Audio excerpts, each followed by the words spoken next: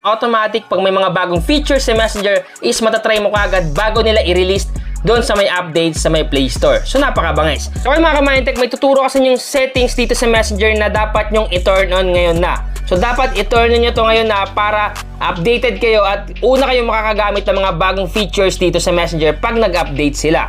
So ano nga ba yun? So make sure lang na panoorin nyo yung video nga matapos para malaman nyo yung sinasabi kong settings na dapat i-turn on ngayong 2026. So syempre, una natin gagawin is i-update muna natin yung ating Messenger application in case man na hindi pa updated. So para ma-update yan, pumunta lang kayo sa Play Store. Click mo lang yung Play Store at hanapin mo yung Messenger. At pag nakita kayong update katulad nito, i-click nyo lang at patapusin nyo.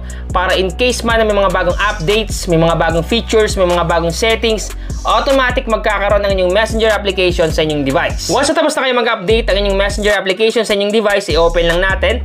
So click natin itong Messenger dito. Automatic mare-redirect tayo sa ating Messenger account.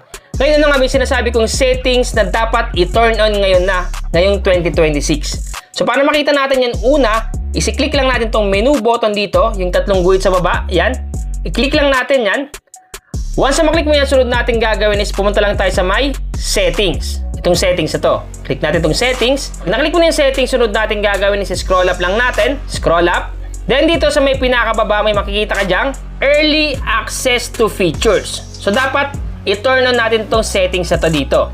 Yung early access to features. So click lang natin to para makita natin yung nilalaman niya. So sabi dito, early access to features, join the beta program.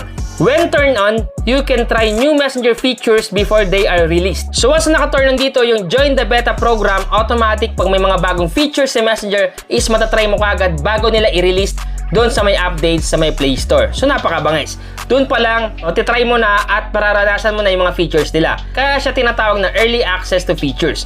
So ang gagawin natin, i-turn on lang natin tong join the beta program dito. Turn on lang natin yan. Once na ma-turn on mo na yan, automatic magkukulay blue na yan at ibig sabihin lang, activated na at turn on na yung join the beta program dito sa Messenger.